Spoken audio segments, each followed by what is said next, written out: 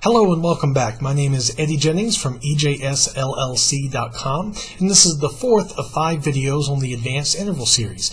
In this video, we're going to get into descending intervals, which will be very closely related to the last video about interval inversions. In fact, some of the techniques I'm going to show you about how to calculate descending intervals relies on the knowledge that you gained from learning about interval inversions. So without any further hesitation, let's dive into calculating descending intervals.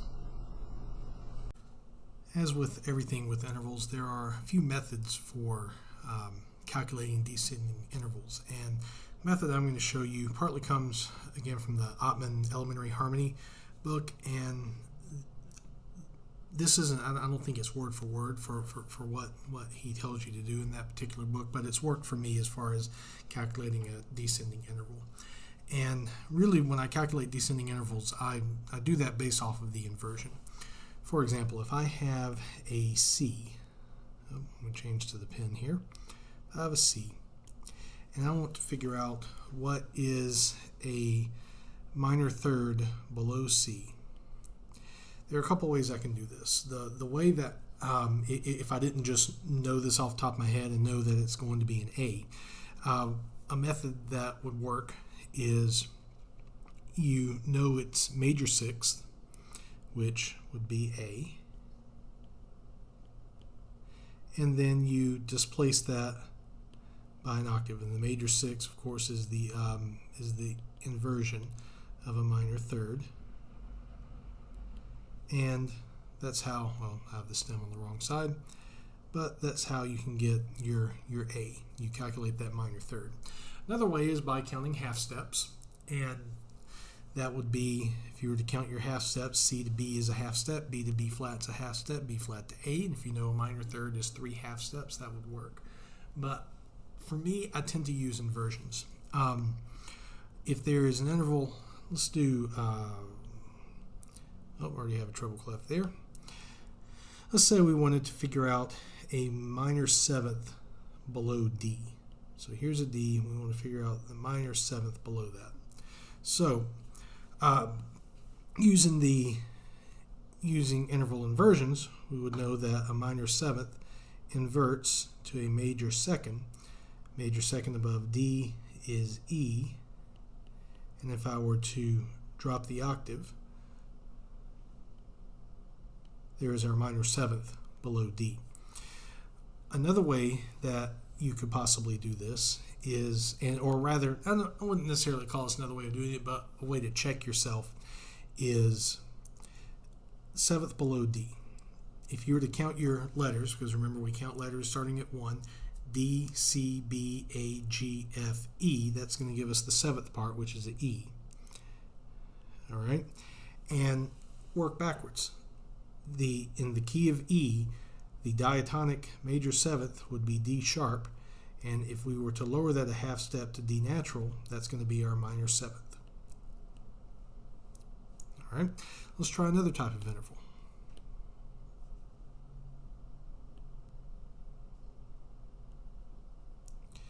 Let's say that we're on an A sharp.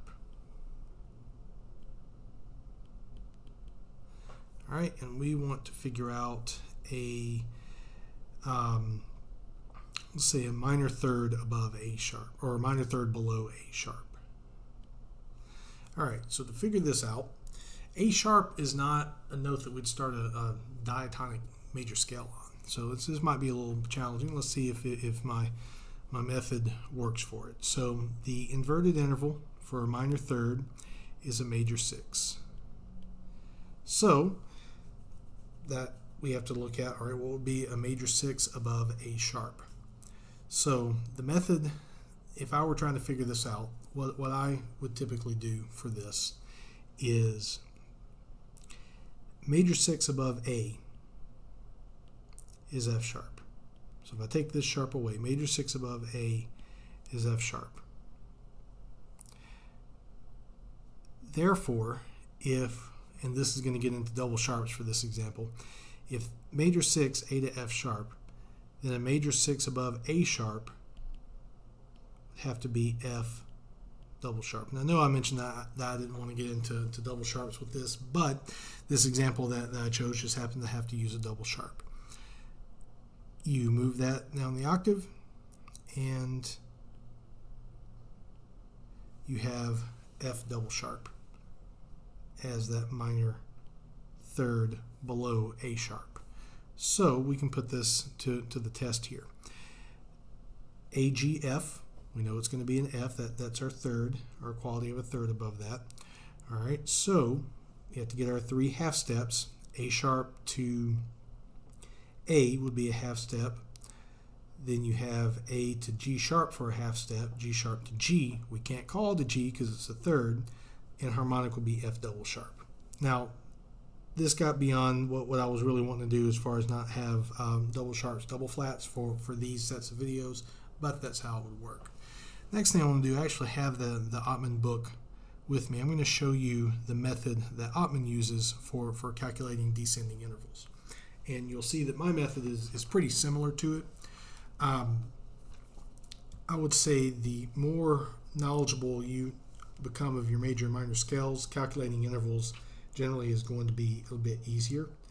But just for an example and to give you another tool for it, I'm going to try the method that Hoffman has in his books.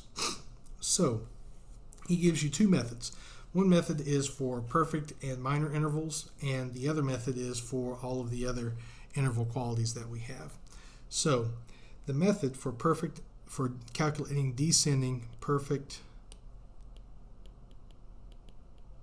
and minor intervals is as follows. He says, find the inversion of the interval,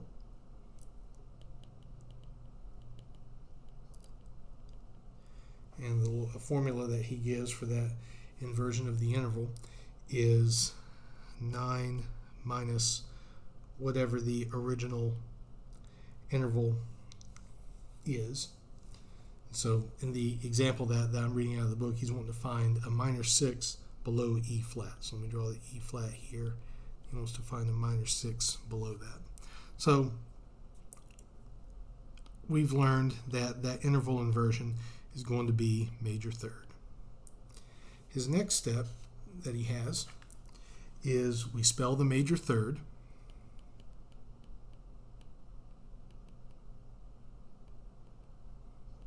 or spell this interval inversion. Well, major third above E flat's G.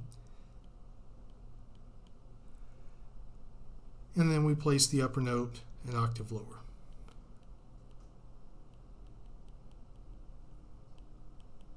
VE is my abbreviation for octave, which is exactly what I was doing. So my method and the Hoffman method coincide, which kind of makes sense because my early theory training came out of this particular book. So I'm going to show you the Hoffman method for the other types of intervals, and let's see how well it works. And it might work better for you than some of the method that I showed you earlier in the video. So for major, diminished, and augmented intervals, he has an extra step with what we had before. And so the example that we're going to be doing is figuring out a major 6th below middle C, or below C. So the first step is, again, find the inverted interval.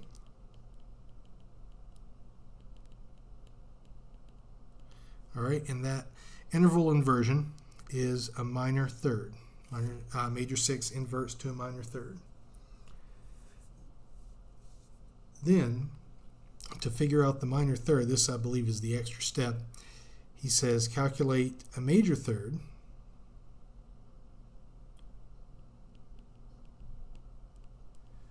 above the original note, which was going to be E. So a major third above C is E, right? Then he figures out what the minor third is. So this is assuming that you didn't already know what a minor third above C is. If you don't know, then you can figure it out if you know your major third. So from that we calculate what the minor third is, and we know a major third, we lower the top note a half step, so we now have E flat. And then the fourth step is move the upper note down an octave. Thus, a major 6 below C is E flat. Now, for my method, really the only difference is I personally already know that a minor third above C is E flat, and you go from there. But with the Hoffman method, his extra step is assuming that you don't know what that minor third is, but you do know a major third. You calculate a minor third from it, and then you take that and take it down an octave. So the basic method, and this is what I do, and Hoffman's method is similar, is interval inversion,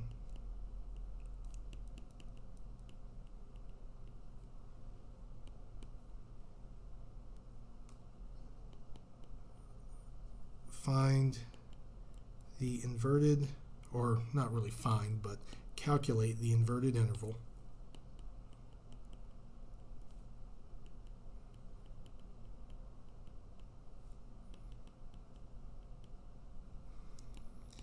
and then move the upper note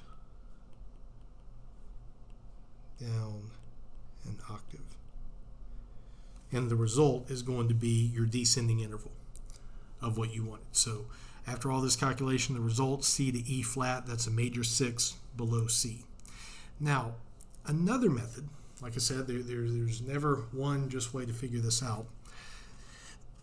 And this is something that I will do sometimes if there's a key that I just don't have in my head very well. And this generally works with notes that can be the beginning of a major key. Back in the video about major scales, there are some notes and such that are not valid starting points for major scales. Minor scales, you have a little bit more flexibility. But another method you can do is if you know your descending diatonic intervals. And what I mean by that, if you know that C to B is a minor second, you memorize C to A is a minor third, and C to G is perfect fourth, C to F perfect fifth, C to E is a minor sixth, C to D is a minor seventh, and then of course the octave. If you've memorized that set of intervals for whatever key, for example, let's say, all right, so I need a minor 6 below E flat. All right, well, if you think about what your what the key of E flat, and you go down and you know your descending intervals, well, you would know that from E flat, descending your scale, the sixth is going to be a minor sixth, thus you have G. Or you can use the method of, all right, we need minor 6 above E flat, inversion of minor 6 is major third, which is a G, and take it down the octave. The goal is get the right note, and then the way that you can check yourself is make sure that the distance of the interval, the number part, is correct. So count your letters for that. And a way to check for the quality, you can either count half steps, or you can take a known interval, such as, you know, what a major 6, let's say, is a note that you've already memorized what a major 6 is for it. Well, turn that to a minor 6. Does it match what your calculation is? If so, then you're probably right with that. Next, we'll move to the keyboard, and I'll play you some examples of this, but I wanted to do the descending intervals as its own thing, separate from interval inversion, because this is kind of an application of what you learn from interval inversion. So as mentioned in the first part of the video, descending intervals are closely related to finding interval inversions. So let's take the C. And if I wanted to find a minor second below C, there are a couple ways of figuring this out. The easiest way is knowing that minor second's a half step. So therefore C to B is a minor second descending from C. The other method would have been taking C, knowing that a minor second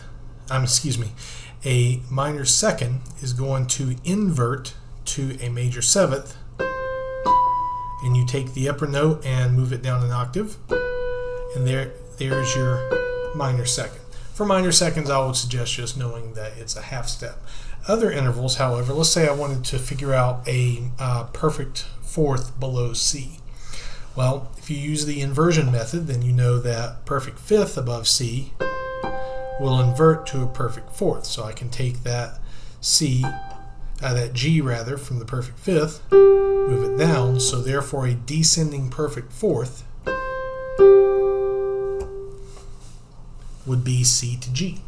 Now, when you're learning your intervals, part of the study of intervals is learning how they sound. And it can be common to neglect taking the time to listen to these intervals descending, especially melodic intervals. And so we're so used to hearing, we forget to listen to perfect fourth, perfect fifth, major sixth, major seventh, and there's your octave. So make sure that you do spend some time as you're studying your intervals to learn how these descending intervals sound. One thing that I found that helped me with my study of this, and I mentioned this in the previous part of the video, is in addition to memorizing the ascending diatonic intervals for a major scale, I would suggest memorizing the descending intervals, the descending diatonic intervals. So that's that minor second, minor sixth, perfect five, perfect fourth, minor sixth, minor seventh, and then your perfect octave.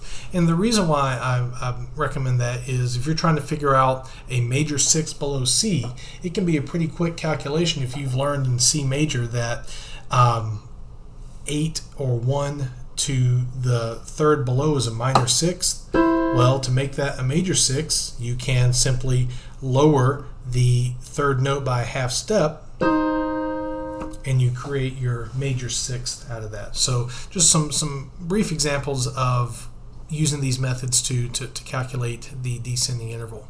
Using the Hoffman method, for minor and perfect intervals, you do the inversion and then add the octave. So let's say that you don't have much of this memorized, and you're kind of stabbing at the dark, and you need to take a major third, or we need to find a major third below a particular pitch. And so I'm going to go through this via the Hoffman method. And so let's take D, for example. All right, and we want to find a major third below D. Well, the Hoffman method tells you that we first need to find the interval inversion. So major third inverts to minor sixth. All right, so we'd have to figure out what a minor sixth is above D. Well, to do that, what he recommends is we figure out the major sixth. We probably know that from our study of the D major scale. Well, the major sixth is D to B. To turn that into a minor sixth, we lower the B a half step, and then we do the step of take the upper note and move it down an octave. So a major third below D is going to be a B flat. Again, there's no one correct method for calculating the descending intervals. You figure out what works for you, and for me it's a combination of Hoffman's method and also just through my study of the different major and minor keys, memorizing what the quality of intervals are diatonically, both ascending and descending, and then calculating from there as needed. So as you can see, working on calculating descending intervals can be a little tricky, especially if you have a starting note that is not a valid starting note for a major or minor scale. But like with any of the other concepts, it takes time and practice. And one thing that you'll find is as you become more familiar with your major and minor scales, become more familiar with what intervals are diatonic to major and minor scales, as well as become more familiar with how to do interval inversions, you'll find that calculating descending intervals will become easier and easier.